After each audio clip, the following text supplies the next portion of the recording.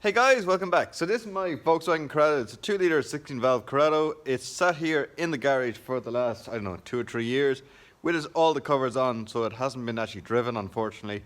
And I'm going to take it out and see, hopefully, will it start and how does it look now? I fixed loads and loads on this car, especially the spoiler. That's now working. And I made a video on how to fix the sunroof, so why not check that out too. If you want to see me fixing basically this Corrado, check out the videos in the link below. Right. Let's pull the covers off and see how well it's fared out. I'm going to start it and bring it for a spin. Okay. So we have dust blanket on it, an ordinary blanket, and then just another just cloth just to clean up, keep all the bodywork nice and clean, and also if anything ever hit off it or anything like that, there's a little bit of cushion in the blanket. And there's an old blanket. Right. Let's see how you're looking. So it's very much like a time capsule now at this stage. So we're going to pull the blanket off. So what do you think of that for a colour? This is one of my favourite colours. So if you think you know what it is, leave a comment in the comment section down below and I'll tell you if you're right or wrong. So just unique features about this car. These are, I think, B3 or B4 rear Passat door handles. So they obviously have no locking barrel and are colour coded to the rest of the car. Same with this little ring here, it's color coded to the rest of the car. Open the door. So we have the Momo steering wheel and Momo gear stick. We have G60 Corrado seats from a Canadian car, very rare here in Europe.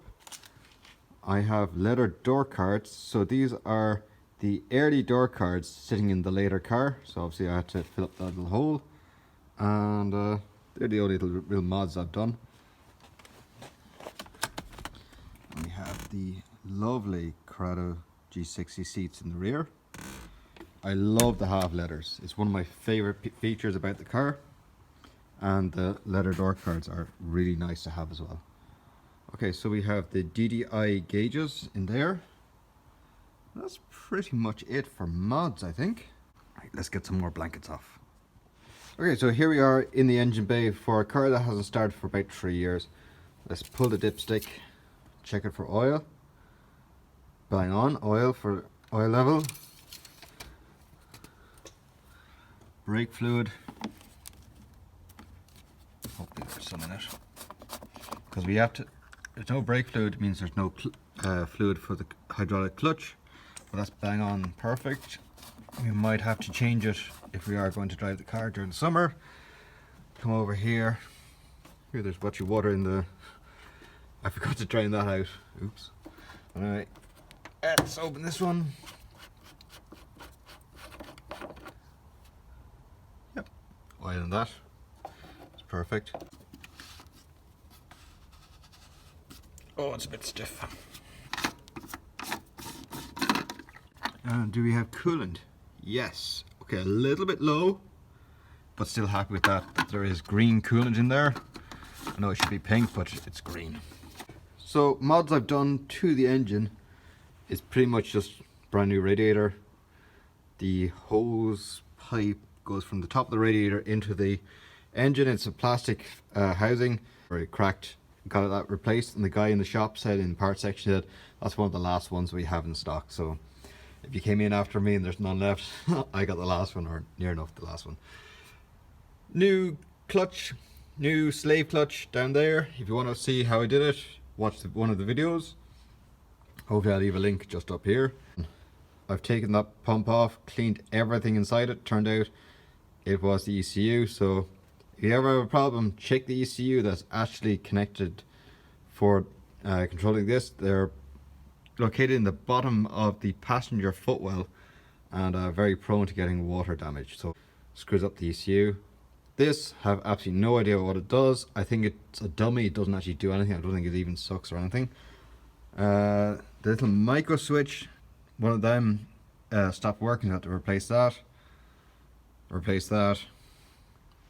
This here, there is a K&N filter, but it's all clean because I made sure to actually clean it. But when I put it back, if I can remember now, either I forgot to put this connection here on, or I think this pipe here didn't get put in fully, and the car ran really weird. So it was like, if you gave it any bit of rev, it worked perfectly, but idling, it was all over the place. You could stall or anything. So just a little idea, if you ever have the same problem, make sure that pipe there, or else I think it's like, it's either that one, that electronic one there, or the vacuum or the hose here. One of them wasn't plugged in right, and it gave all types of mad readings. What else have I done to the car? I dropped the sump and checked the fill for the oil pump. Everything is working on that, and resealed it and everything, so trying to stop the leak. Oh yeah, and I have a 4-branch stainless steel manifold in there. If you are doing the same job, I'll leave a link in the description down below, or maybe I can put a button up here to watch this video. It's a 4-branch stainless steel from basically the back of the engine the whole way back, with a high flow cat and exhaust and all that kind of stuff. I had to, everything was working perfectly, but the heat coming up here was crazy, because obviously, like, it's 4 pipes, they're all stainless steel, they all suck heat, and they like release it, so the whole engine bay was roasting hot, and it's an awful lot of thermal mass that you're adding in there. So I had to cover everything in heat shrink, or heat shield. The wrap, it's horrible stuff to use. I got a black one to stop it from being dirty. Didn't realize it was a dye, and all the dye is burning off, and that's why they all look black now rather than white. And obviously I didn't want the boot here to get damaged, and the steering rack is down there as well, so I didn't want that to get damaged, so that's why I wrapped it. Yeah, it had some sort of electrical gremlins. I can't remember how I fixed it, but the fan used to not work properly. Also the horns, both of them were burnt out, but I didn't really know that. When you beep the horn with no revs, it used to conk the engine.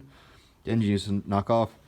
And oh yeah, we have the upgraded relay set for the lights. So these are, I call it E-codes, I think. Anyway, it's European lights because we live in Ireland. Anyway, that's the relay system, and that drives the lights. So from the battery, it goes down the wires all the way through the entire car, up to the stalk inside the car, through that all the way back again. By the time it's done all the way there and all the way back, I think it loses like 1 volt or 2 volts. So instead of your lights running at 12 volts, they're now going to run at 10 volts. So there's just not enough power to keep your lights lit. So this relay system, you keep it really close to the battery. So obviously when the battery's there, it comes out of here into the relays, and then powers the lights. So that's the really short distance, that's all it does. But you still have all the main wires that go all the way around and all the way back, so there's 10 volts technically turning on and off those relays, but those relays are coming straight from the battery and they're getting 12 volt. So that's that. Now this pipe down here, that drives your slave clutch. That's a flex pipe, and I could not find one anywhere, so I got one made. So it's out of a hydraulics connection for, like, say, like hydraulic fluid, but it is rated to take the brake fluid, so it is okay. But the guys that made it, they had to get special pipe and everything, but they had to crimp it really carefully not to break it. But that was literally the only way of getting through it. Apart from that, obviously I have lowering springs. I had coilovers, hated them, put lowering springs in. Wire there, that's really old wiring, but basically it's to turn on and off the fan. So if I'm sitting in traffic, I can press a button and turn on the fan, or if I forget, it still comes on automatically. Apart from that, that's pretty much everything I've done to the car. I think I've replaced the power steering pump down there, I think, or else the bracket was loose or broken. I used to jingle. It was really strange. You couldn't find it. If you're moving, I think it was, you could find it. When the car was stationary, you couldn't find it. It was a really weird thing. Apart from that, the car's pretty much standard. So, oh yeah, if you are a Corrado owner and you have this, you will know that this, when you drop it down, it'll hit out here. So what I had to do was put a little drop of weld just there, so this just sits slightly further back, so when you drop it down, it actually meshes here rather than out here. Obviously it has hit, but I had to fix it afterwards. And it meshes now here and it slides in and locks properly. Right. Enough of me yakking. Let's get a battery into this thing and see if it'll start. Okay, just after putting a battery into it, radio has turned on. We have a working clutch. That didn't sound right. Let's turn it over again. Yep. I can't remember what we do. I'm going to keep the door closed. And turn off the light for a second. Yep. Okay. That's green. That's flashing. Okay. Let's see if we can start it. No.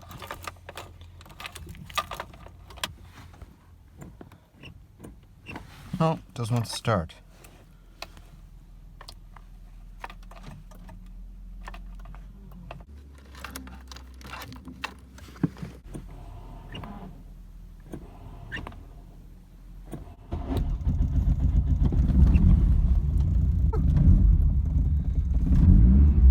Started. Okay, yeah, really bad idle. But sounds great. Okay, it's great. It's running, it's running. So there's a vibration coming from just behind me. So obviously I think the exhaust is just doing this off the rear axle. But it's running.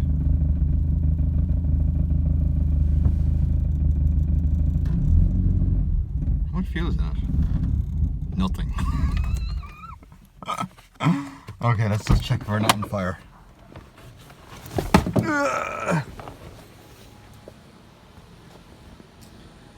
No flames.